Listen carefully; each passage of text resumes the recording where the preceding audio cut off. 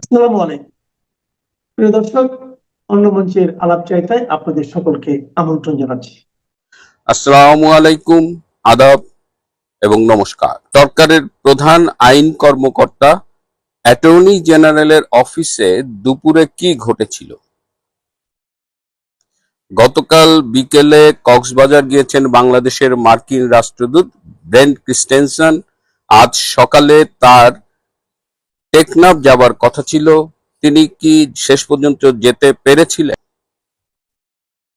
যেহেতু বিষয়টি স্পর্শকাতর, সংবেদনশীল এবং যেহেতু বাংলাদেশের মিডিয়া সত্য প্রকাশে ততটা সাহসী নয়, তাই অনেকটা কানাঘুষা চললেও গত 5ই জুলাই রবিবার অ্যাটর্নি জেনারেল অফিসে দুপুর 1:45 কি ঘটেছিল সেটি নিয়ে আমরা অনেকের কাছ থেকে অনেক কথা শুনেছি, কিন্তু আমাদের সোর্স নিউজ আমরা ঘটনার গভীর থেকে তথ্য নিয়ে এসেছি এবং নাম প্রকাশে অনিচ্ছুক সেই অফিসের একটি সূত্র, যিনি ঘটনার সময় উপস্থিত ছিলেন, তিনি আমাদের প্রকৃত তথ্যগুলো দিয়েছেন। ঘটনা হলো যে অ্যাটর্নি জেনারেলের অফিসে রিসেন্টলি 18টি মামলা নেগোশিয়েট করেছে তারা বিহাইন্ড দ্য স্ক্রিন, অথবা বলা যায় যে আন্ডার দ্য টেবিল। উদাহরণস্বরূপ বলি যে চট্টগ্রামের একজন খুব বড় ব্যবসায়ী, তার একটা চেক ডিজ অনারের মামলা ছিল, সেই মামলাটি নিষ্পত্তি করা হয়েছে। একজন ধনী ব্যবসায়ী, তার কেরানীগঞ্জে প্রায় 150 একর জমির মালিকানা নিয়ে একটি মামলা ছিল, সেই মামলা নিষ্পত্তি করা হয়েছে।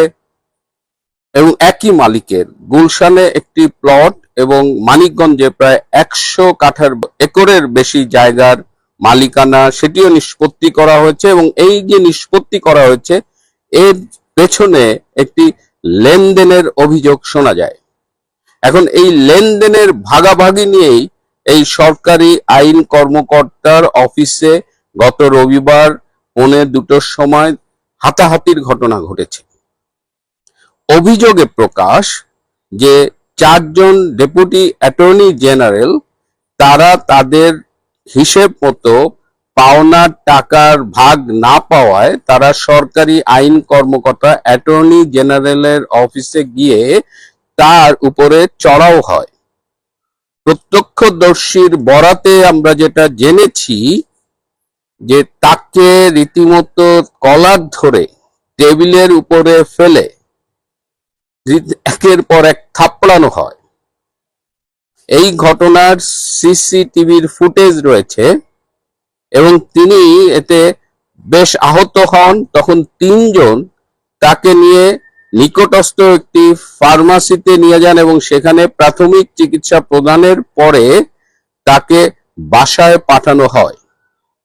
এই ঘটনার পরে অ্যাটর্নি জেনারেলের প্রশাসনিক কর্মকর্তা তিনি একটি কারণ দর্শানো নোটিশ সার্ভ করেছেন।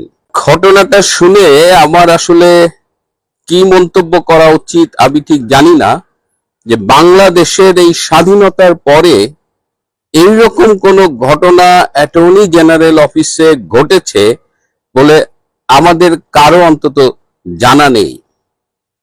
বর্তমান তারেক রহমানের সরকারে যাকে যে পজিশনে দেয়া হচ্ছে, তাদের একটা বড় অংশ সেই ক্ষমতার এমন অপব্যবহার করছে এবং এমন লুটপাট শুরু করছে, এবং এই আইন কর্মকর্তার বিরুদ্ধে অনেকেই কিন্তু অভিযোগ করছেন। এমনকি এই সুপ্রিম কোর্টের বিএনপি পন্থী অনেক আইনজীবী নেতাও এই প্রধান আইন কর্মকর্তার বিরুদ্ধে নানা রকমের অভিযোগ করছেন। এই যে একটা পবিত্র দায়িত্ব তিনি পেয়েছেন, সেই দায়িত্বের অ্যাবিউজ করা এবং সেই পদকে অ্যাবিউজ করে ইচ্ছে মতো টাকা লুটপাট করার যে অভিযোগ, তার একটা টিপ অফ দ্য আইসবার্গ হলো এই ঘটনাটা।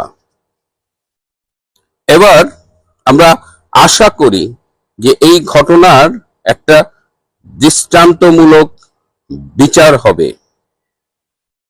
এবার গতকাল বিকেলে বাংলাদেশে যে মার্কিন রাষ্ট্রদূত রয়েছেন ব্রেন্ট ক্রিস্টেনসন, তিনি কক্সবাজার গিয়েছেন।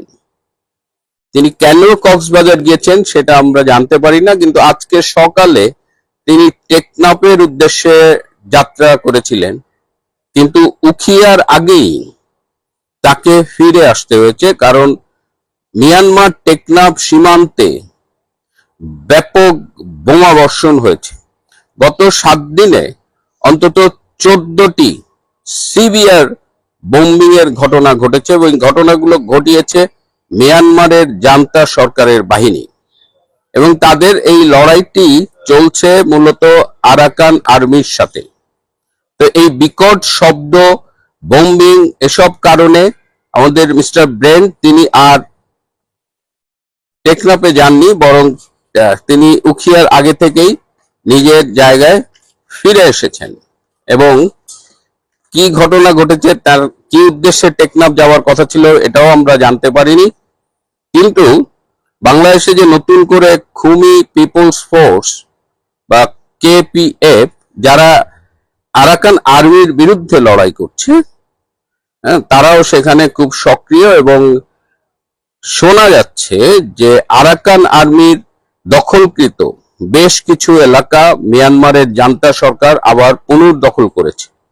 এমতো অবস্থায় আরাকান আর্মিকে দিয়ে একটি ছোট্ট ভূখণ্ড হলেও একটা স্বাধীনতা ঘোষণা করবার একটি উদ্যোগ নেওয়া হয়েছে। এখন আরাকান আর্মির সাথে এই লড়াইটি তীব্র হয়েছে এবং তারা আগামীতে কতখানি সফল হবে, মাঝখানে তারা বেশ সফল হয়েছিল, প্রায় রাখাইন স্টেটটা প্রায় পুরোটাই দখল করে ফেলেছিল, কিন্তু এখন পাল্টা আঘাতে তারা ক্রমশ পিছু হাঁটছে। মার্কিন ডিপ স্টেট জানে শেখ হাসিনা চলে আসবেন, ওরা খুব ভালো করে জানে, এবং শেখ হাসিনা চলে আসলে সবকিছুই তাদের নিয়ন্ত্রণের বাইরে চলে যাবে, সেটাও তারা জানে। কাজেই এখন শেখ হাসিনা বাংলাদেশে চলে আসার অনেক আগেই ডিপ স্টেট বাংলাদেশে একটি পট পরিবর্তন ঘটিয়ে এখানে একজন মোহাম্মদ মুরসিকে ক্ষমতায় বসিয়ে দিবে। তা না হলে আপনি যেটা বললেন যে বাণিজ্য চুক্তি এটা সেটা ডিপ স্টেট তো করেছে, এটা সত্যি, আমি অস্বীকার করছি, কিন্তু শেখ হাসিনার যে ঘোষণা উনি ফিরবেন, এটা বাংলাদেশে যারা হাসি মস্করা করছে বা আমরা সন্দেহ করছি উনি আসবেন কি আসবেন না, ডিপ স্টেট ভালো করে জানে যে শেখ হাসিনা আসবেন কিনা। কারণ শেখ হাসিনা যেখানে বসে আছেন সেখানে যে ডোনাল্ড ট্রাম্পের বন্ধু বা ব্যবসায়িক পার্টনার আছেন সার্জিও গোর, ওনার সঙ্গে তো আওয়ামী লীগের একটা যোগাযোগ স্থাপিত হয়ে গেছে। ডিপ স্টেটের লোক মানে ইউনুসের লোক, আর বিএনপির কেউ না, বিএনপির ঘরে ওরা অনুপ্রবেশকারী। কিন্তু বিএনপি এখন বুঝে গেছে যে এদের থেকে বের হতে হলে ওদেরকে জঙ্গি দমন করতে হবে। আমি নিশ্চিত করে বলছি যে বিএনপির এই জঙ্গি দমন তৎপরতা চলবে, বাংলাদেশের আইন প্রয়োগকারী সংস্থারা যথেষ্ট তৎপর, এবং এক পর্যায়ে অস্ত্র উদ্ধারও শুরু হবে।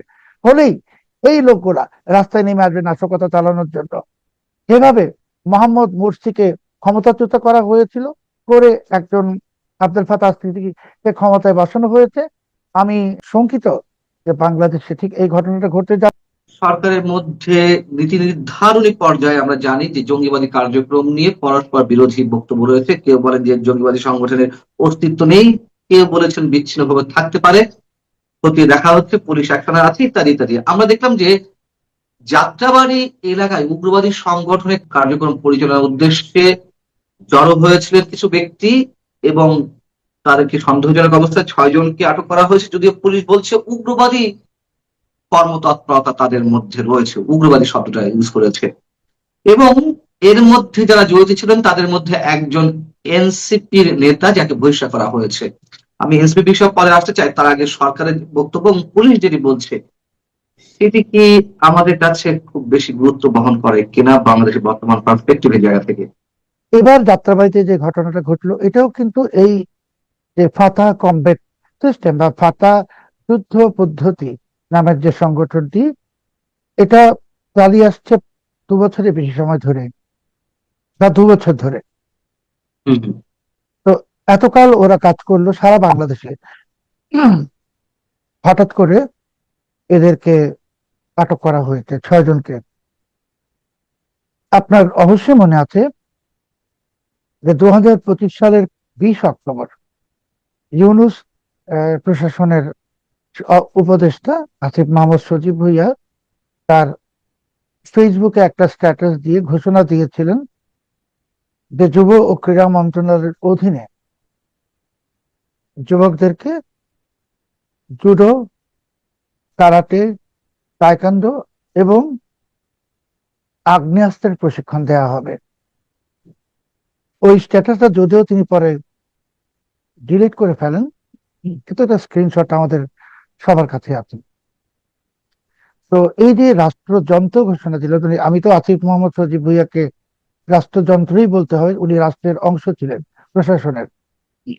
যে 7টি প্রশিক্ষণ কেন্দ্রের মাধ্যমে এই জুডো, তাইকোয়ান্ডো ইত্যাদি প্রশিক্ষণ দিবে, এখানে আমাদের কোনো আপত্তি নেই, শারীরিক প্রশিক্ষণ হইতেও পারে, কিন্তু আগ্নেয়াস্ত্রের প্রশিক্ষণ দেওয়া হবে, এরা যখন বলা হয়েছে প্রকাশ্যে, এবং সেটা যুব ক্রীড়া মন্ত্রণালয়ের অধীন, যিনি মানে যে যে মন্ত্রণালয় যার উপদেষ্টার অধীনে, সেই উপদেষ্টা। এবং তিনি আরেকটা কথা বলেছেন যে 18 থেকে 35 বছর বয়সী 8,850 জন যুবক যুবতীকে প্রশিক্ষণ দেওয়া হবে। মানে ওনার যে স্ট্যাটাসটা, যেটা আমি আপনাকে দেখাচ্ছি, এখানে স্পষ্ট উনি বলেছেন আগ্নেয়াস্ত্র। আচ্ছা। তো আগ্নেয়াস্ত্র আর এয়ারগান এক না, এটা শাক দিয়ে মাছ ঢাকার কোনো প্রয়োজন নাই। তো এখন যে 6 জনকে ধরা হলো জঙ্গি সন্দেহে, এখানে অনেক রকম কথা বলা হচ্ছে যে তাদের সঙ্গে তেহরিকে তালেবান পাকিস্তানের কানেকশন বা ইত্যাদি, কিন্তু এই ধৃত 6 জনের মধ্যে একজন এই আসিফ মোহাম্মদ সজীব ভুঁইয়ার সংগঠন ন্যাশনাল সিটিজেন পার্টি বা জাতীয় নাগরিক পার্টির সদস্য। তাহলে আমরা তো সন্দেহ করতেই পারি যে এটাই হলো সে 20 অক্টোবর 2025-এর ঘোষণার ধারাবাহিকতা। আপনি জানেন, আমরা জানি, সারা দেশ জানে, বিশ্ব জানে যে ইউনূস জমানায় অসংখ্য জঙ্গি এবং সন্ত্রাসী কারাগার ভেঙে পালিয়েছে, অসংখ্য জঙ্গি সন্ত্রাসী জেল থেকে জামিনে মুক্ত হয়েছে রাষ্ট্রীয় পৃষ্ঠপোষকতায়, এবং দেশের সবগুলো থানা থেকে, পুলিশ স্টেশন থেকে অস্ত্র লুট হয়েছে, গুলি লুট হয়েছে, এমনকি বিস্ফোরক দ্রব্য লুট হয়েছে, গ্রেনেডের মতো জিনিস।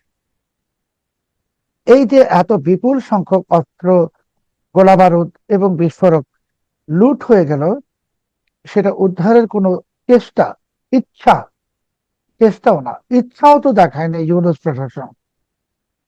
তো এই অস্ত্রগুলো তো আর উধাও হয়ে যায়নি, অস্ত্রগুলো তাদের কাছে আছে, ইউনূসের লোকদের কাছে আছে।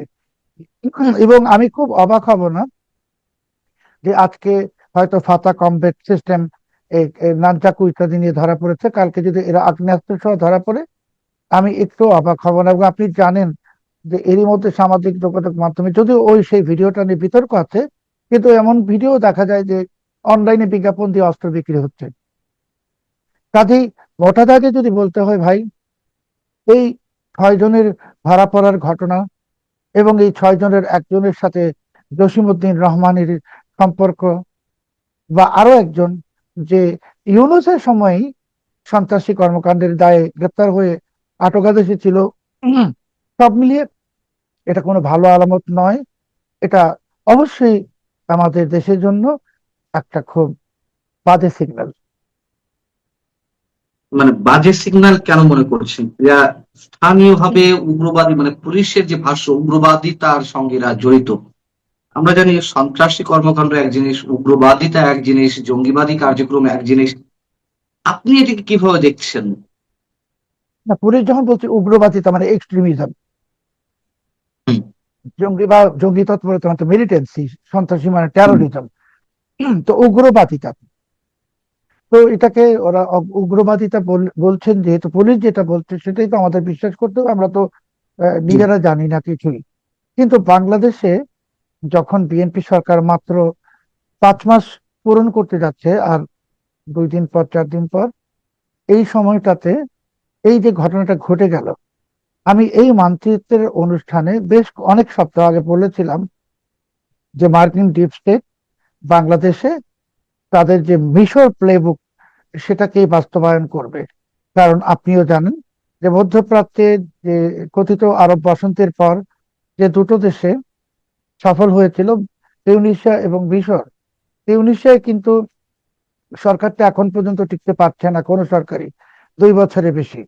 মিশরে টিকেছে, কারণ এই মুসলিম ব্রাদারহুডকে খতম করার মাধ্যমে এবং general Abdel Fattah al Sisi ক্ষমতা গ্রহণের কারণে।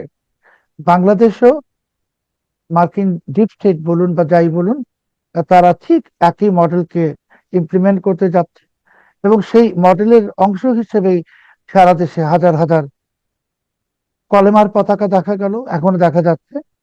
সেই মডেলের অংশ হিসেবে এখন জঙ্গি সামনে চলে আসছে। এবং আপনি দেখেছেন যে এই যে ফাতা কমপ্লেক্স সিস্টেমের একজন সদস্য সাব্বির, তার একটা ভিডিও আপলোড হয়েছে, আমিও এটা টুইট করেছি। সেখানে দেখা যাচ্ছে সে টাইম বোমা তৈরি করে টাইম বোমার বিস্ফোরণ ঘটাচ্ছে, এবং যখন সে বিস্ফোরণটা ঘটাচ্ছে ভিডিওতে, সেটার পিছনে ইসলামিক স্টেটের গান বাজতেছে, যাকে ওরা বলে নাসিদ, এবং নারায়ে তাকবীর আল্লাহু আকবার স্লোগান হচ্ছে। তো যেই ছেলেটাকে আপনি বলছেন যে খুবই নিরীহ একটা ছেলে, শারীরিক কসরত করেছে, সে টাইম বোমা বানিয়ে তো ভিডিও, এবং এই ভিডিওটা খুব আশ্চর্যজনক ভাবে বা ইন্টারেস্টিংলি ভিডিওটা পুলিশ তার কাছ থেকে তার মোবাইলে পেয়েছে। এখন অনেকেই আহ, অনেক উগ্রবাদী লোকজন তারা বলছেন যে না, এটা পুলিশ বানিয়েছে। এমনকি একজন বিতর্কিত ফ্যাক্ট-চেকার, সেও বলতে চাচ্ছে না, এই ভিডিওটা পুলিশ বানিয়েছে। আবার বলতে চাচ্ছে পুলিশ কি করে পেলো, এটা তো প্রশ্ন না, ভিডিওটা তো ওই ছেলের, সে কথা বলছে। তার মানে এই যে ঘটনাটার পিছনে আর কারা জড়িত, এনসিপি জড়িত, আর কারা জড়িত, সেই ফ্যাক্ট চেকারের পরিচয়, রাজনৈতিক পরিচয় কি আমরা সবাই জানি, ওরাও জড়িত। কাজেই বিএনপির বিরুদ্ধে মার্কিন ডিপ স্টেট, এনসিপি এবং জামাত ইসলামীর একটা সম্মিলিত ষড়যন্ত্র তৃতীয় ধাপ শুরু হয়েছে। প্রথম ধাপ ছিল পতাকা কাণ্ড, এইবার দ্বিতীয় ধাপ শুরু হয়েছে। এবং আপনি দেখবেন যে এইটার কারণে ওরা এখন বাংলাদেশকে অস্থিতিশীল করতে চাচ্ছে।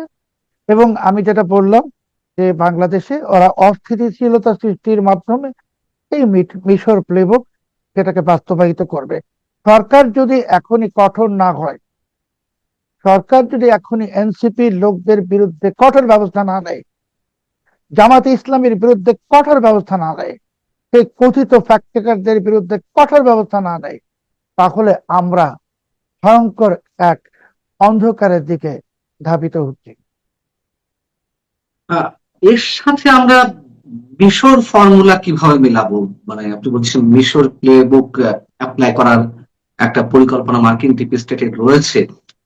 এই যে যে সন্ত্রাসবাদী সংগঠন বা উগ্রবাদী সংগঠনগুলো রয়েছে, যার অস্তিত্ব মাঝে মাঝে পুলিশ খুঁজে পাচ্ছে বা আমাদের সামনে আসছে, কালো পতাকার কথা বললেন, এইগুলোর সাথে, হ্যাঁ, এনসিপির একজন নেতা, গাজীপুরের যুগ্ম আহ্বায়ক গাজীপুর জেলা কমিটির, তাকে বহিষ্কার করা হয়েছে। আমরা মানে অনেকে অভিযোগ করতেই পারে যে এর সাথে এনসিপির এক ধরনের কানেকশন রয়েছে। যদি তাই হয়, জামাতও যদি থেকে থাকে, তাহলে ডিপ স্টেটের সাথে তাদের যে যোগসূত্রতা সেটি কিভাবে মিলাবো, এবং মিলানোর পরে মার্কিন মিশর মিশর প্লেবুকের বিষয়টিও আমরা কিভাবে হিসাবে নিয়ে আসবো? দেখুন, আসিফ মাহমুদ সজীব ভুঁইয়া যে 20 অক্টোবর 2025 বলেছেন, যেটা আমি বললাম এই সমস্ত গ্রুপ গঠনের জন্য, তার আগে কিন্তু উনি গণমাধ্যমের বিবৃতি দিয়ে বলেছেন যে যদি তাদের আন্দোলনটা সফল না হতো, তাদের সশস্ত্র বিপ্লবের প্রস্তুতি ছিল, সশস্ত্র সংগ্রামের বা আন্দোলনের। সশস্ত্র মানে তাদের কাছে অস্ত্রশস্ত্র আছে, তাদের কাছে গোলা বারুদ আছে, এটা বোঝার জন্য তার কোনো বিশেষজ্ঞ হওয়ার প্রয়োজন নাই। আসিফ মাহমুদ সজীব ভুঁইয়া তো ঘোষণাই দিয়েছে যে তাদের কাছে অস্ত্রশস্ত্র আছে। আমি তো মনে করতে পারি তাদের কাছে বোমাও আছে, টাইম বোমাও আছে, সবই আছে। তো এরা এখন মাঠে নেমে গেছে। আপনি যে 6 জনের মধ্যে একজন এনসিপি, আর বাকি 5 জনের মধ্যে আরো এনসিপি আছে কিনা আমরা তো জানি না। হয়তো একজন এনসিপির একটু বড় বা মাঝারি সারি নেতা বলে সেই নামটা সামনে এসছে। আর এই সমস্ত এনসিপির বহিষ্কার আপনি জানেন, এনসিপি সকালে বহিষ্কার করে, বিকালে বহিষ্কার আদেশ প্রত্যাহার করে। আসলে তো গ্রেপ্তার করা উচিত আসিফ মাহমুদ সজীব ভুঁইয়াকে। সে হলো নাটের গুরু, তাকে ধরলে আরো অনেক পিছনের লোক বের হবে। আর আপনি যেটা জানতে চাইলেন মিশর প্লেবুক কেন বাস্তবায়িত হবে বাংলাদেশে, কারণ এই যে আসিফ মোহাম্মদ সজীব ভুঁইয়ারা, ওরা কারা? ওরা তো মার্কিন ডিপ স্টেটের প্রেরণক, এজেন্ট। তাদের একটা এজেন্ডা ছিল বাংলাদেশকে মার্কিন ডিপ স্টেটের করদ রাজ্যে পরিণত করা, যার আলামত আমরা তো দেখেছি। এখন যে কোনো কারণে একটি নির্বাচিত সরকার ক্ষমতায় আসার পর বিএনপি কিন্তু অনেক কূট পরিকল্পনা ইউনুসের থেকে পিছনে চলে আসছে, আস্তে আস্তে আরো আসবে। খলিলুর রহমান সাহেব যতই এই ব্রেন ক্রিস্টেনসেনের সামনে হাত বন্ধ করে এবং আরেকজন জামাতের নেতাকে নিয়ে খুব বিগত একদম কি বলে এটাকে, খুব আহ, বিনীত পদ্ধতিতে, মানে একদম বিনয়ী ভঙ্গিতে। বিগলিত বিগলিত ভাবে উনি ওনার প্রভুর সামনে দাসের মতো মাথা নোয়াচ্ছেন। কিন্তু পরিস্থিতি খলিলুর রহমানের হাতের বাইরেও চলে যাবে, কারণ বিএনপিকে ক্ষমতায় টিকতে হবে। ক্ষমতায় টিকতে হলে বিএনপি একসময় খলিলুর রহমানকে ডিসপোজ অফ করে দিবে। মার্কিন ডিপ স্টেটই তাকে টয়লেট পেপারের মতো ডাস্টবিনে ছুড়ে ফেলবে, এটা এটা সবাই জানে, এটাই করে মার্কিন ডিপ স্টেট। এখন তারা বুঝে গেছে যে বাংলাদেশে যদি এই বিএনপি সরকারকে ক্ষমতায় রাখা হয়, তাহলে মার্কিন ডিপ স্টেটের ষড়যন্ত্র বাস্তবায়িত হবে না। কারণ এখানে একটা বড় সমস্যা আপনাকে মনে রাখতে হবে, যে বাংলাদেশের সিংহভাগ মানুষ এখনো যে চুপ আছে, তার কারণ হলো যে তারা অপেক্ষায় আছে বিএনপি যদি ভালো কিছু করে। কিন্তু বিএনপির কিন্তু একটা বড় ঝুঁকি আছে। জাহিদুর রহমান সাহেব বা অন্যরা যাই বলুক, আওয়ামী লীগ নাই, আওয়ামী লীগ মৃত, আওয়ামী লীগ শেষ হয়ে গেছে, দাফন হয়ে গেছে বলতেছে, আওয়ামী লীগ তো বাংলাদেশেই আছে 4-5-6 কোটি লোক। এরা সাধারণ মানুষের সাথে মিশে যাবে যদি এই গভর্নমেন্ট ফেল করে। ফেল করলে তখন ওরা রাস্তায় নেমে আসবে। আপনি দেখেন কতটা নির্লজ্জ ডেপুটেটের লোকেরা, যে আপনি $24 বেশি দাম দিয়ে জিএমও গম কিনছেন, আর তারা বলছে যে এটা কেনা খুব প্রয়োজন ছিল, এটা খুব ভালো। কত বড় দেশদ্রোহিতামূলক কথাবার্তা, রাষ্ট্রদ্রোহিতামূলক কথাবার্তা। তো এই যে কথাবার্তাগুলো কারা বলছে, এরা ইউনূসের লোক, ডিপ স্টেটের লোক, মানে ইউনূসের লোক। আর বিএনপির কেউ না, বিএনপির ঘরে ওরা অনুপ্রবেশকারী। কিন্তু বিএনপি এখন বুঝে গেছে যে এদের থেকে বের হতে হলে ওদেরকে জঙ্গি দমন করতে হবে। আমি নিশ্চিত করে বলছি যে বিএনপির এই জঙ্গি দমন তৎপরতা চলবে। বাংলাদেশের আইন প্রয়োগকারী সংস্থারা যথেষ্ট তৎপর, এবং এক পর্যায়ে অস্ত্র উদ্ধারও শুরু হবে। হলেই এই লোকগুলা রাস্তায় নেমে আসবে নাশকতা চালানোর জন্য। যেভাবে মোহাম্মদ মুরসিকে ক্ষমতাচ্যুত করা হয়েছিল, করে একজন আব্দুল ফাতাহ সিদ্দিকীকে ক্ষমতায় বসানো হয়েছে, আমি শঙ্কিত যে বাংলাদেশে ঠিক এই ঘটনাটা ঘটতে যাচ্ছে। কারণ বিএনপি ভুল একটা করে ফেলেছে। সেই ভুলটা হলো তারা যে সরকার গঠন করেছে ব্যাপক ম্যান্ডেট পাওয়ার পর, জনসমর্থন পাওয়ার পর, সেখানে যে খলিল না থাকতো, ডিপস্টেটের লোকেরা না থাকতো, আজকে বিএনপির অবস্থান অনেক শক্ত হতো। কিন্তু বিএনপি সেই ভুলটা করে ফেলেছে। এবং আরেকটা ভুল করেছে, ইউনূসের সবগুলো আইনকে তারা সংসদে পাশ করে দিয়েছে এবং ইউনূসকে দায় মুক্তি দিয়েছে। ইউনূসের এই সমস্ত অপকর্ম তারা দায় মুক্তি দিয়ে আসলে বিএনপি প্রথম প্রহরে আত্মহত্যাটা করেছে। এবং মার্কিন ডিপস্টেট এখন দেখবেন বিএনপির উপর চড়াও হবে। এবং মার্কিন ডিপস্টেটের হাতে সব থেকে বড় মোক্ষম হাতিয়ার হলো জঙ্গি। আপনি যদি বলেন জঙ্গি সন্ত্রাসী, এটা আমেরিকার বিরুদ্ধে, এগুলো একটা আমেরিকার বিরুদ্ধে না। আল কায়দা, ইসলামিক স্টেট যা বলেন, সব মার্কিন যুক্তরাষ্ট্রের সৃষ্টি। এবং এখানে বাংলাদেশে যা কিছু হচ্ছে, এটার পিছনেও মার্কিন ডিপস্টেট। এবং আপনি পাকিস্তানি আইএসআই, ইন্ডিয়ান এগুলা এগুলা এত শক্তিশালী সংগঠন না। মার্কিন ডিপস্টেটের কবলে বাংলাদেশ এখন। এখানে আইএসআইও নাই। আইএসআই হয়তো তাদের সহায়ক শক্তি। আর আমরা যখন বলছি যে এটার পিছনে, এর সাথে মার্কিন ডিপস্টেটের সম্পর্ক আছে কিনা সেটা আমরা কিভাবে জানবো? থাকতেও তো পারে।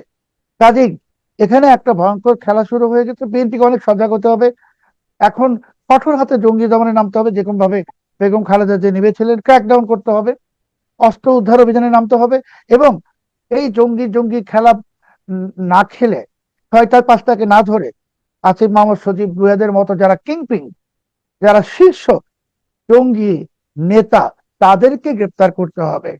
এটা যদি না করতে পারে, বিএনপির সমস্যা হবে, বিএনপি বিপদে পড়বে।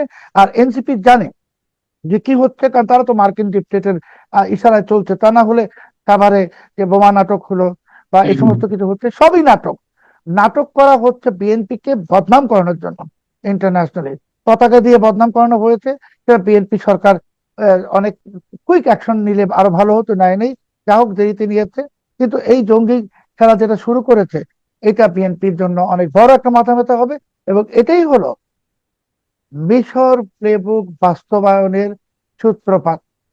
আমি বিনয়ের সাথে আবার বলছি, মিশর প্লেবুক বাস্তবায়নের এটাই সূত্রপাত। এই জঙ্গি তৎপরতা যেহেতু এখন আপনি ধরতে যাচ্ছেন, 2-6 জন ধরলে তো হবে না, জঙ্গিদের বিরুদ্ধে ক্র্যাকডাউন যেতে হবে।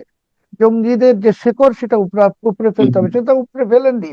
জঙ্গিদের হাতে এত অস্ত্র, ওরাই বলেছে যে যুদ্ধের প্রস্তুতি ছিল, এখনো প্রস্তুতি আছে।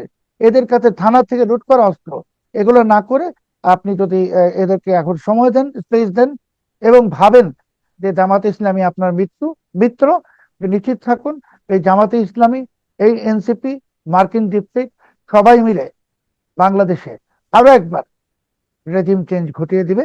যদিও এইবার রেজিম চেঞ্জ ঘটালে সেখানে জামাতেরও অস্তিত্ব থাকবে না, এনসিপিরও থাকবে না, সেটা তারা জানে না।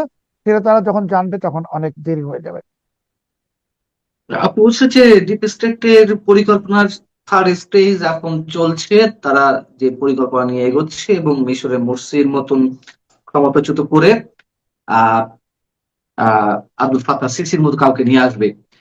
তো ডিপ স্টেটের যেটি চাওয়া ছিল মার্কিন চুক্তি তো তার অংশ, এবং সেটি তো ডক্টর ইউনূস করে গেছেন, তার ধারাবাহিকতা এখনো এই সরকার আহ আহ, এগিয়ে নিয়ে যাচ্ছে মার্কিন চুক্তি বাস্তবায়ন। তাহলে আবার নতুন করে ডিপ স্টেটের প্রসঙ্গ কেন, নতুন করে ডিপ স্টেট কেন খেলবে? তারা তো যা চাইছে, মোটামুটি অনেকের অভিযোগ বা বক্তব্য যে সেই অনুযায়ী কাজ চলছে। ডিপ স্টেটের পরিকল্পনা এখন পর্যন্ত আমাদের সাদা চোখে দেখছি সুন্দরভাবে চলছে, কিন্তু ডিপ স্টেটের জন্য বড় যে হুমকিটা তৈরি হয়ে গেছে সেটা হলো শেখ হাসিনার স্বদেশ প্রত্যাবর্তনের ঘোষণা। মার্কিন ডিপ স্টেট জানে শেখ হাসিনা চলে আসবেন, ওরা খুব ভালো করে জানে, এবং শেখ হাসিনা চলে আসলে সবকিছুই তাদের নিয়ন্ত্রণের বাইরে চলে যাবে, সেটাও তারা জানে। কাজেই এখন শেখ হাসিনা বাংলাদেশে চলে আসার অনেক আগেই ডিপ স্টেট বাংলাদেশে একটি পট পরিবর্তন ঘটিয়ে এখানে একজন মোহাম্মদ মুর্সিকে ক্ষমতায় বসিয়ে দিবে। তা না হলে আপনি যেটা বললেন যে বাণিজ্য চুক্তি এটা সেটা ডিপ স্টেট তো করেছে, এটা সত্যি, আমি অস্বীকার করছি। কিন্তু শেখ হাসিনার যে ঘোষণা উনি ফিরবেন, এটা বাংলাদেশে যারা হাতে মস্করা করছে বা আমরা সন্দেহ করছি উনি আসবেন কি আসবেন না, ডিপ স্টেট ভালো করে জানে যে শেখ হাসিনা আসবেন কিনা। কারণ শেখ হাসিনা যেখানে বসে আছেন সেখানে যে আহ, ডোনাল্ড ট্রাম্পের বন্ধু বা ব্যবসায়িক পার্টনার আছেন সার্জিও গোর, ওনার সঙ্গে তো আওয়ামী লীগের একটা যোগাযোগ স্থাপিত হয়ে গেছে এবং খুবই গভীর সম্পর্ক স্থাপিত হয়েছে। এখন ডিপ স্টেট হয়তো চাচ্ছে যে শেখ হাসিনাকে কোনোভাবে ম্যানেজ করতে। তো শেখ হাসিনাকে ম্যানেজ করতে হলে তো এই সরকারকে সরাই দিতে হবে, এবং সেটাই ডিপ স্টেট করবে। আমি আপনাকে এটা নিশ্চয়তা দিতে পারবো না, কারণ আমি তো আর শেষ পর্যন্ত কি হবে জানি না। কিন্তু এটা শেখ হাসিনার এই বারবার দেশ প্রত্যাবর্তনের ঘোষণাটা, এটা নেহায়েত একটা গল্প গুজব না। উনি একটা সুনির্দিষ্ট সিগন্যাল পেয়ে এটা বলছেন, এবং এটা বলার কারণে ডিপ স্টেট একটু উদ্বিগ্ন যে তিনি চলে আসলে সবকিছু এলোমেলো হয়ে যাবে, তখন তাদের সবকিছু শেষ হয়ে যাবে। যে দেখুন, ভারতের রাষ্ট্রদূত দীনেশ ত্রিবেদী বাংলাদেশে আসছেন, আর দিল্লিতে মার্কিন যুক্তরাষ্ট্রের রাষ্ট্রদূত সার্জিও গোর টুইট করলেন দীনেশ ত্রিবেদীর সাথে, করে উনি ঘোষণা দিলেন যে উনি দীনেশ ত্রিবেদীর সাথে মিলে একসঙ্গে কাজ করতে চান। এই ইঙ্গিতটা পৃথিবীর কোনো দেশে আপনি দেখবেন না যে অন্য একটা দেশে একজন রাষ্ট্রদূত যায় আর তৃতীয় দেশের একজন লোক একটা টুইট করে, এটা অসম্ভব। আর সার্জিও গোরের মতন ব্যক্তির পক্ষে টুইট করা একেবারেই অসম্ভব, কারণ সার্জিও গোর ডোনাল্ড ট্রাম্পের বন্ধু এবং ব্যবসায়িক পার্টনার। কাজে এখানে তো ইঙ্গিতটা স্পষ্ট যে ভারত মার্কিন যুক্তরাষ্ট্র এখন একখানে চলে আসছে, এক অক্ষে চলে আসছে। আমরা যত কিছুই ভাবছি যে ভারতের সঙ্গে আমেরিকার যুদ্ধ চলছে, সংঘাত চলছে, ঝগড়া চলছে, কিছুই না, তারা এক প্ল্যাটফর্মে চলে আসছে চীনকে আটকানোর জন্য। আর ভারত যুক্তরাষ্ট্র যখন এক প্ল্যাটফর্মে চলে আসছে, তাহলে আমি যেটা বললাম যে 1 বছর আগে আওয়ামী লীগকে অ্যাভয়েড করতে আমেরিকা, এখন সেই আমেরিকা আওয়ামী লীগের সঙ্গে ঘন ঘন যোগাযোগ রাখছে, আওয়ামী লীগের সঙ্গে না, আরো সহজ করে বলে শেখ হাসিনার সাথে। এবং সেই শেখ হাসিনা বারবার ঘোষণা দিচ্ছেন উনি আসবেন। তো শেখ হাসিনা যদি হঠাৎ করে চলে আসেন এবং মার্কিন যুক্তরাষ্ট্র জানে চলে আসলে পরিণতিটা কি হবে, সেই সম্ভাব্য পরিণতিটিকে সামাল দিয়ে বাংলাদেশে একটা অন্য সরকার নিয়ে আসলে, যাতে শেখ হাসিনাকেও বোঝানো যায় যে ওরা তো আর এখন নাই, অন্যরা আসছে, আপনি একটু অপেক্ষা করেন, আপনি গেলেও আপনি চুপ থাকেন, আপনি একটু স্পেস দেন, নির্বাচন হবে এরকম। সেই পরিস্থিতি সৃষ্টি করার জন্য এখন চূড়ান্ত খেলা শুরু হয়ে গেছে মার্কিন ডিপস্টেটের। আপনি জঙ্গি জঙ্গি ঘটনা যেটা ধরা পড়েছে বা উগ্রবাদীরা যাই বলেন, যে ভাষাতেই বলেন, এটা দিন দিন বাড়বে, কারণ 2 বছর এটা বেড়েছে। আর বিএনপির পক্ষে এখন সম্ভব না যে এনসিপির বিরুদ্ধে অভিযানে নামবে বা অস্ত্র উদ্ধারে নামবে বা সব জঙ্গিদেরকে আবার ধরে আবার জেলে ঢুকিয়ে দিবে, এটা বিএনপির পক্ষে সম্ভব না। কারণ বিএনপি অলরেডি যে যখন এটা ঢোকানোর সময় ছিল সেই সময়টা পার হয়ে গেছে। আর বিএনপির আরেকটা কারণে ঢোকানো সম্ভব না, বিএনপির তো এখনো আমি যদি বলি প্রায় অভিভাবক মোহাম্মদ ইউনূস, কাজে মোহাম্মদ ইউনূসের মতো একটা জলজ্যান্ত দুর্বৃত্তকে আপনি মুক্ত রেখে এবং আপনি তার কথা শুনে আপনি নিজে বিপদে পড়ছেন। এবং এখানে তিনটা খেলা চলছে, একটা হলো ইউনূসের খেলা, ইউনূস আবার ক্ষমতায় আসতে চায়, সেটা তার ডিপটেট দিবে না। ইউনূসকে ওই অং সান সুচির মতনই এখন বর্জ্য পদার্থে পরিণত করবে মার্কিন ডিপটেট। আরেকটা পক্ষ খেলছে জামাতে ইসলামী, তারা ক্ষমতায় আসতে চায়, বিএনপিকে ফেলে দিয়ে সেটা তারা ঘোষণাও দিচ্ছে। আরেকটা পক্ষ খেলছে মার্কিন ডিপস্টেট, মিশর ব্লুপ্রিন্ট বা মিশর প্লেবুককে বাস্তবায়িত করতে। এটা সব বিবেচনায় সব কিছুতেই মনে হয় শেষ পর্যন্ত মার্কিন ডিপস্টেটের যে পরিকল্পনা সেটাই বাস্তবায়িত হতে যাচ্ছে। আমার প্রশ্নটা অন্য জায়গায়, যে আসলে শেখ হাসিনা ইস্যুতে ভারত যুক্তরাষ্ট্র কোন ধরনের সমঝোতায় বা কোন ধরনের হিডেন এগ্রিমেন্টে পৌঁছেছে কিনা? না, ভারতের সাথে মার্কিন যুক্তরাষ্ট্রের কোনো গোপন চুক্তি হয়েছে কিনা এটা তো আর আমি জানবো না, কেউই জানবে না, তাই না? আমি তো মার্কিন যুক্তরাষ্ট্রেরও কেউ না, শেখ হাসিনারও কেউ না। আমি যেটা বলতে চাচ্ছি যে শেখ হাসিনার সাথে যোগাযোগ স্থাপিত হয়েছে, এটা আমি নিশ্চিত, আমি নিশ্চয়তা আচ্ছা দিয়ে বলছি, এইটা আমি জানি। আচ্ছা। এখন শেখ হাসিনা যদি বাংলাদেশে চলে আসবেন, এটা মার্কিন ডিপস্টেট আসতে দিবে ওনাকে। আসার আগে বাংলাদেশে ওরা মিশর প্লেবুকটাকে বাস্তবায়িত করে ফেলবে, যেখানে আর একটা নির্বাচন অনুষ্ঠানের মতন কোনো পরিস্থিতি থাকবে না। তাহলে সব রাজনৈতিক দলকে অপেক্ষা করতে হবে একটা নির্দিষ্ট সময় পর্যন্ত নির্বাচন অনুষ্ঠানের জন্য। শেখ হাসিনা বাংলাদেশে আসবেন, ওনার রাজনৈতিক কর্মকাণ্ড উনি শুরু করবেন, নির্বাচনটা দেরিতে হবে। এটাই হলো মার্কিন যুক্তরাষ্ট্রের ব্লুপ্রিন্ট এবং এটাই বাস্তবায়িত হতে যাচ্ছে। মিশরে যে ফাতা সিটি আছেন কত বছর ধরে আপনি জানেন, তো বাংলাদেশে এরকম আসলে উনি কয় বছর থাকবে সেটা তো আর আমি জানি না। কিন্তু শেখ হাসিনার সাথে মার্কিন যুক্তরাষ্ট্রের একটি সমঝোতা হয়ে গেছে, এটা নিশ্চিত। এবং সে কারণে শেখ হাসিনা বারবার ঘোষণা দিয়ে উনি আসবেন, এবং জি। মার্কিন যুক্তরাষ্ট্রও জানে শেখ হাসিনা আসবেন। কিন্তু ওনার আশাটাকে একটু দেরি করানোর জন্য এই জঙ্গি ইস্যুটাকে সামনে আনা হয়েছে, যাতে উনি এই বছর বাংলাদেশে ফেরত না আসেন। অনেক অনেক ধন্যবাদ সালাউদ্দিন শোয়েব চৌধুরী, আপনি যেই আশঙ্কাগুলো করছেন সেগুলো অবশ্যই সরকারের জন্য অ্যালার্মিং, যদি এগুলো কোনো ভিত্তি থেকে থাকে এবং আপনার সমীকরণ গুলো যদি সত্যিই বাস্তবায়নে পৌঁছে যায়। তো জাহেদ আমাদের আর কত বোকা বানাবে, কত বোকা বানাবে এই ছেলেটা আমাদের, প্রধানমন্ত্রীর তথ্য উপদেষ্টা। সে বলেছে কি জানেন, সে বলেছে যে সরকার যে বেশি দামে গম কিনেছে এটাও বাংলাদেশ ফার্স্ট। যুক্তি কি? যুক্তি হলো যে এই গম কেনার আগে বাণিজ্য চুক্তি হওয়ার আগে রিসিপ্রোকাল ট্যারিফের ব্যবস্থা করেছিল যুক্তরাষ্ট্র। সে কথাটা আসলে বুঝাতেও পারেনি, কথাটা হওয়ার উচিত ছিল যে মার্কিন যুক্তরাষ্ট্রের প্রেসিডেন্ট চেয়েছিলেন যে বাণিজ্যে ভারসাম্যটা কি, আমরা যদি $8 বিলিয়ন রপ্তানি করি মার্কিন যুক্তরাষ্ট্র যেন আমাদের কাছে $8 বিলিয়ন পণ্য বিক্রি করতে পারে। এটা তো সম্পূর্ণ একটা অন্যায্য প্রস্তাব ছিল এবং প্রেসিডেন্ট ট্রাম্প এটা মিন করেন নাই। কোনো বড় দেশ এটা মিন করে না। আমেরিকা আমাদের থেকে 8 বিলিয়নের পণ্য কিনবে, সেটাই স্বাভাবিক ছিল, এবং এই পণ্যগুলা গার্মেন্টস গুলা কিনে আমেরিকার যে বিশাল দরিদ্র জনগণ আছে তারা যে $1-2 বেশি টাকা দিয়ে টি শার্ট কিনতে পারে না, সেই জন্য তারা এগুলো কিনে, আমাদেরকে দয়া করে গার্মেন্টস কিনে না।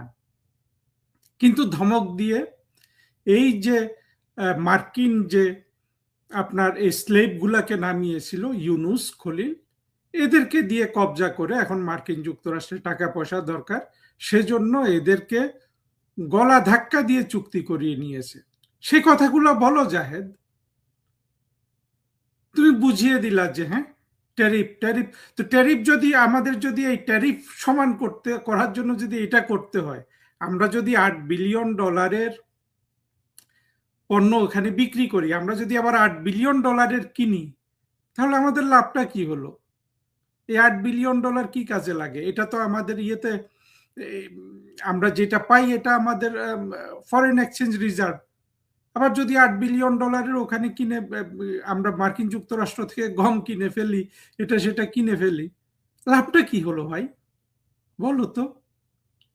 চিন্তা করে দেখেন, তারেক রহমান সাহেবের সরকারের সাথে এবং তারেক রহমানের দলের সাথে আমি খুব চাই যে আমাদের বলতে মুক্তিযুদ্ধের পক্ষে শক্তির এক ধরনের সহাবস্থান হোক দীর্ঘমেয়াদে।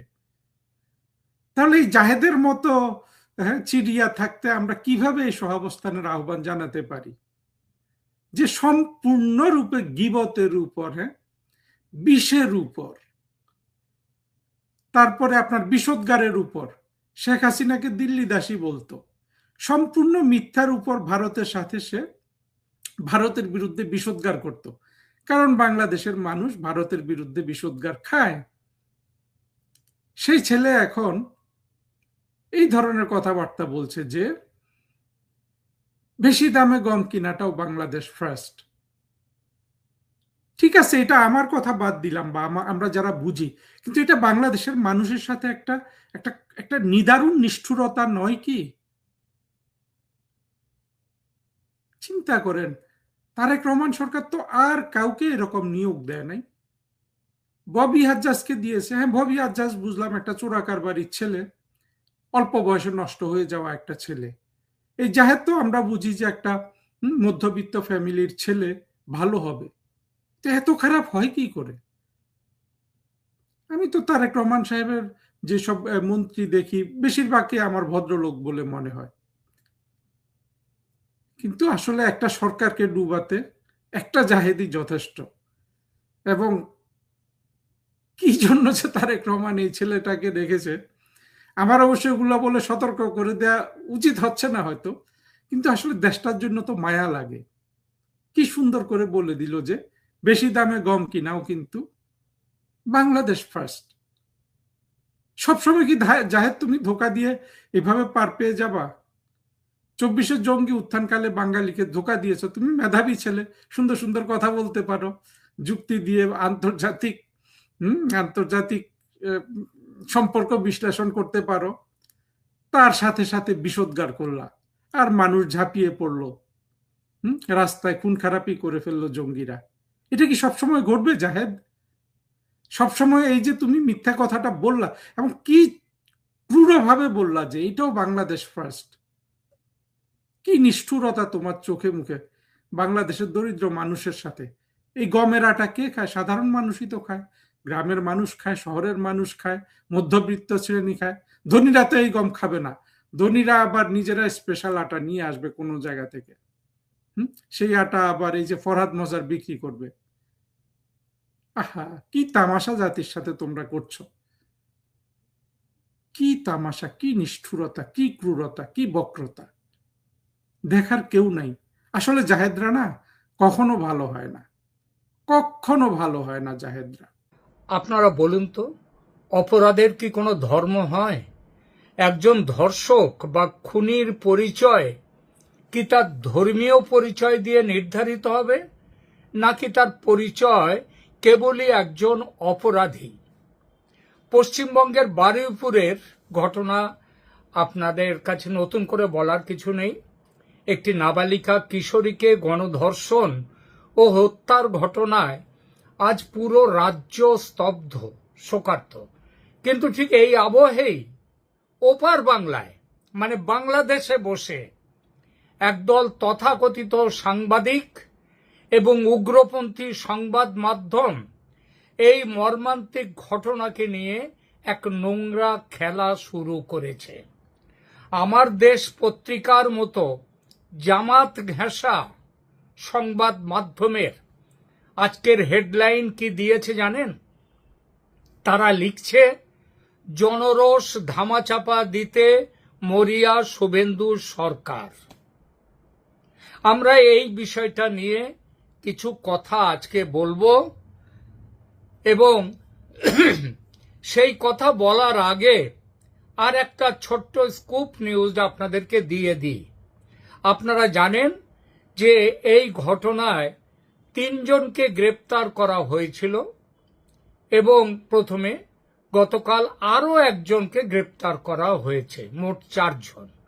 এই 4 জনের মধ্যে একজন অভিযুক্ত যে ওই মেয়েটিকে নিয়ে গিয়েছিল, রাস্তায় থেকে ডেকে নিয়ে গিয়েছিল ওই ধর্ষণ এবং খুনের জায়গায়, এবং যে একজন প্রধান অপরাধী সেই প্রভাস মণ্ডলকে নিয়ে গতকাল রাতে পুলিশ ঘটনার পুনর্নির্মাণ করতে গিয়েছিল, এবং রাত প্রায় 1টা নাগাদ গিয়েছিল যা খবর পাচ্ছি।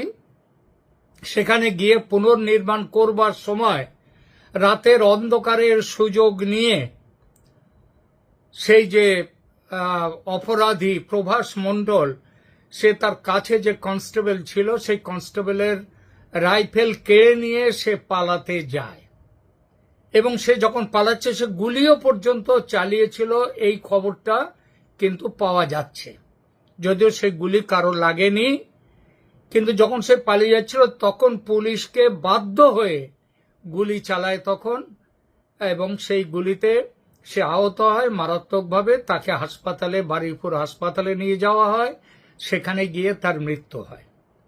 তাকে বলা হয় যে ব্রড ডেড, অর্থাৎ মৃত অবস্থায় আনা হয়েছে।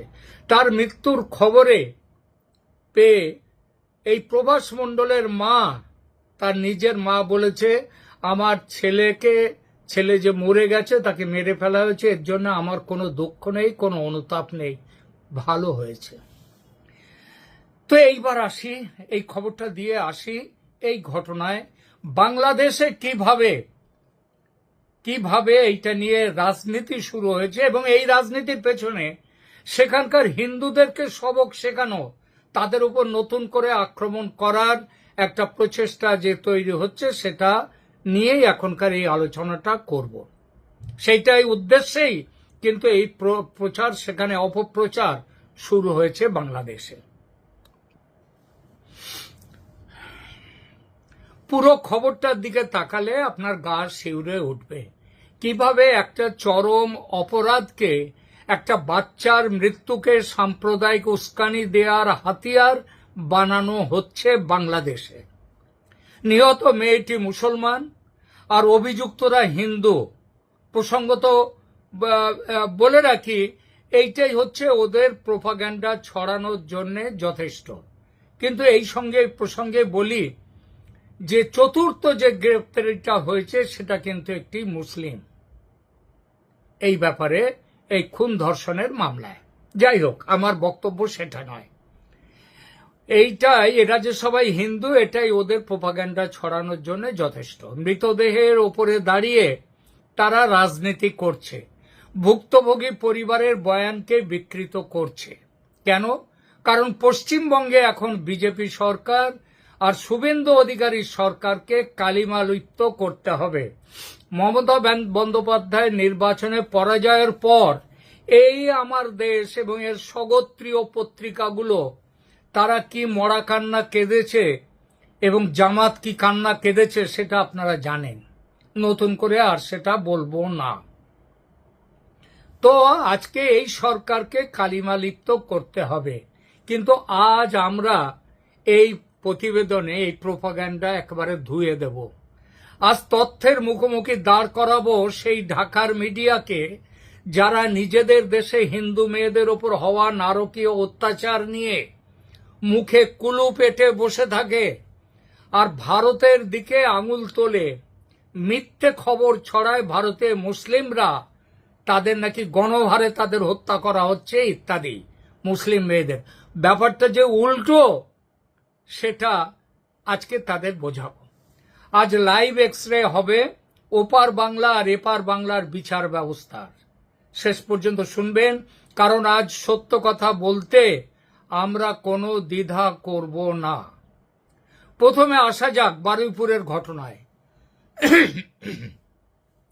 ঘটনাটি ঘটার পর শুভেন্দু অধিকারীর সরকার বা আমাদের পুলিশ প্রশাসন কি হাত গুটিয়ে বসেছিল? একদমই নয়। জাস্ট 24 ঘন্টার মধ্যে মূল অভিযুক্তদের চিহ্নিত করে গ্রেপ্তার করা হয়েছে। আর শুধু কি গ্রেপ্তার, শুভেন্দু অধিকারী নিজে গিয়েছেন সেই নির্যাতিতা যে নিহত মেয়েটি তার বাড়িতে, তার বাবা মার সাথে দেখা করেছেন এবং তাদেরকে আশ্বাস দিয়েছেন যে এই তাদের মেয়ের যেভাবে নিহত হয়েছে মেয়ে, তার উপরে যে অত্যাচার হয়েছে তার বিচার পাবেন তারা। এবং তার বাবা মা সে কথা শুনে খুশি, তারা বলেছেন যে মুখ্যমন্ত্রীর ওপরে আমাদের পুরো বিশ্বাস আছে। অথচ বাংলাদেশের পত্রিকা বলছে শুভেন্দু সরকার, শুভেন্দু গভর্নমেন্ট তারা ধামাচাপা দিতে চাইছে এই ঘটনা। নক্কারজনক বললে কম বলায়, এরা সাংবাদিক, এরা সংবাদপত্র। বলি গত রাতে কি হয়েছে সেই ঘটনায়। আইনের শাসন কাকে বলে তা গতকাল রাতে বারুইপুরের পুলিশ দেখিয়েছে।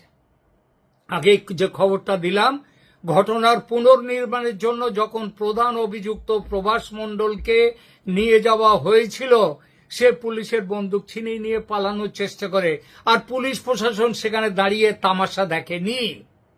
আত্মরক্ষার্থে এবং একজন দাগী অপরাধীকে রুখতে পুলিশ গুলি চালাতে বাধ্য হয়, যাকে সহজ বাংলায় বলা যায় এনকাউন্টার।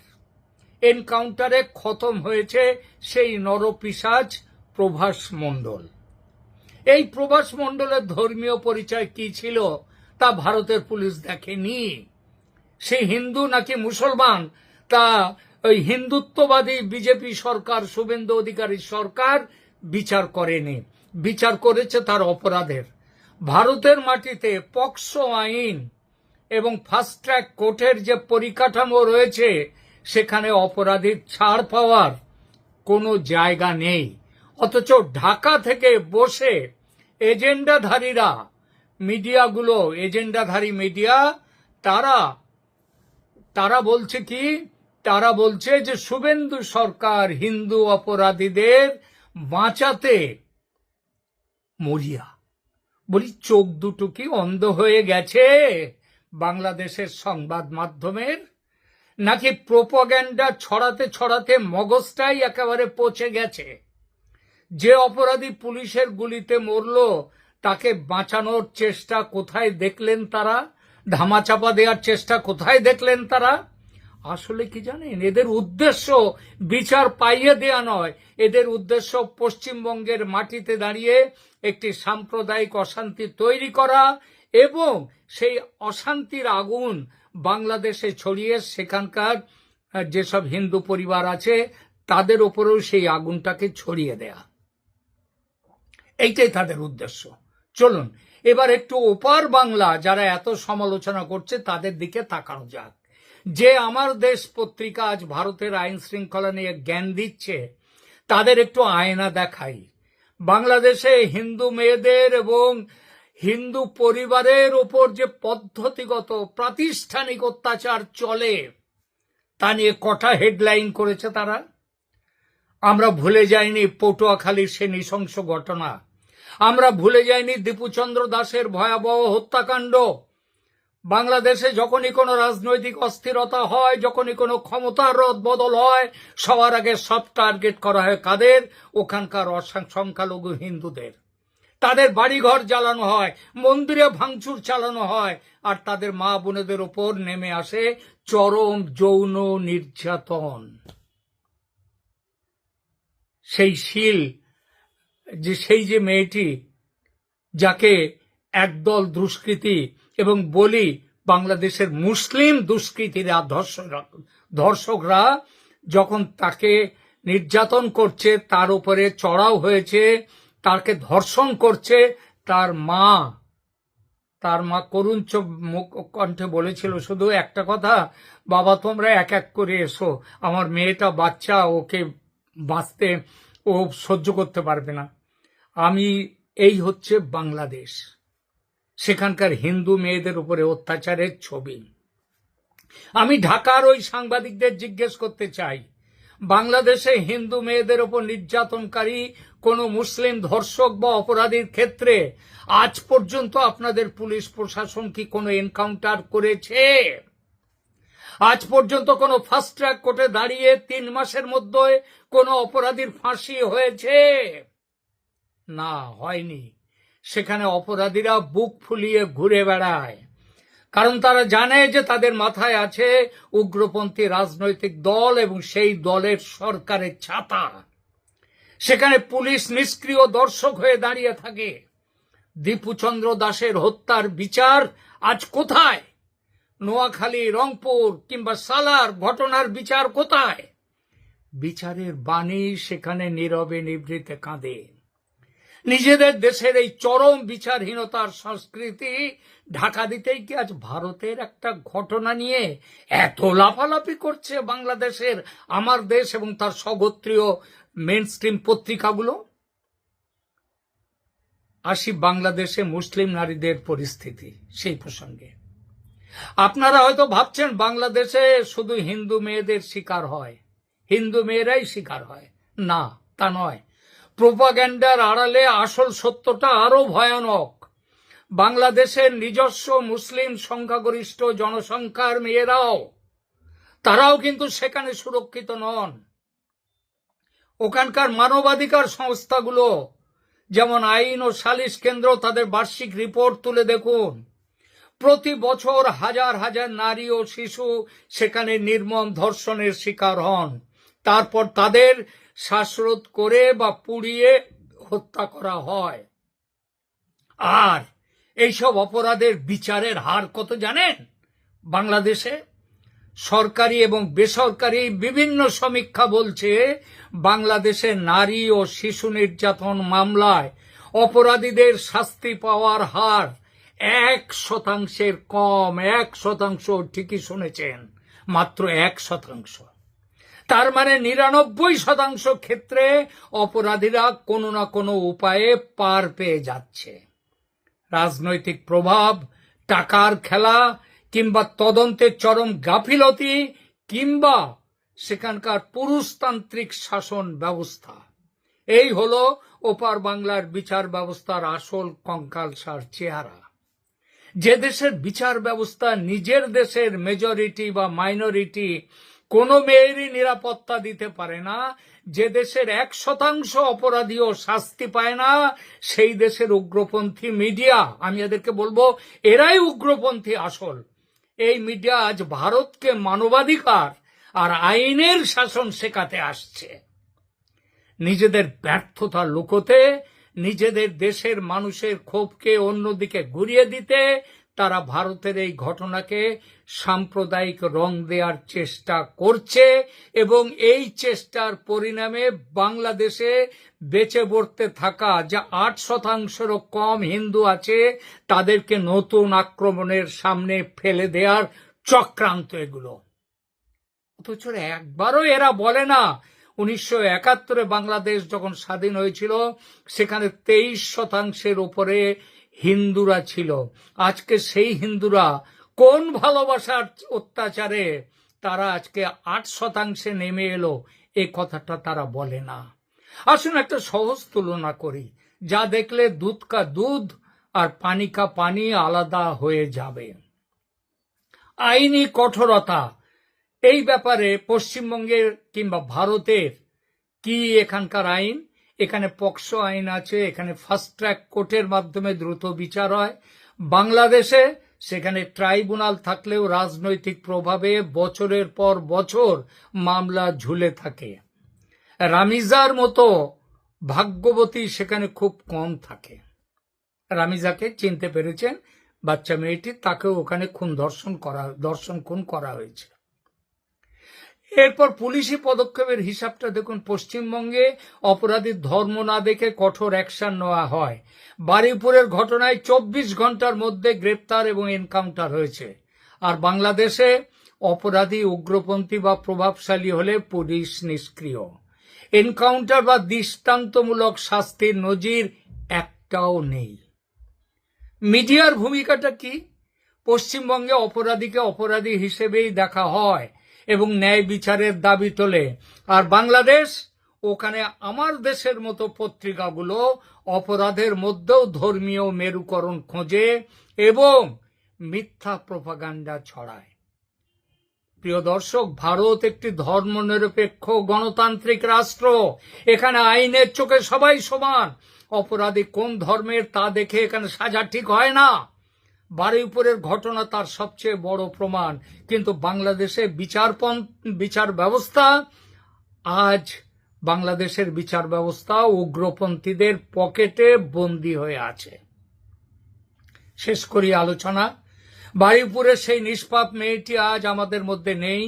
তার পরিবারের এই ক্ষতি কোনো কিছু দিয়েই পূরণ করা সম্ভব নয়, কিন্তু আমরা নিশ্চিত ভারতের মাটিতে দাঁড়িয়ে তার পরিবার সম্পূর্ণ ন্যায় বিচার পাবে, এবং সেটা পাবে এই শুভেন্দু অধিকারীর হিন্দুত্ববাদী বিজেপি সরকারের কাছে।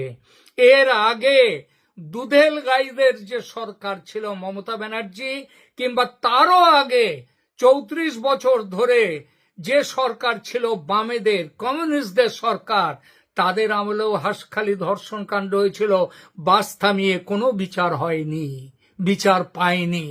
কারণ ধর্ম দেখে তারা সেদিন করেছিল। কিন্তু হিন্দুত্ববাদী এই সরকার, তারা ধর্ম দেখে না।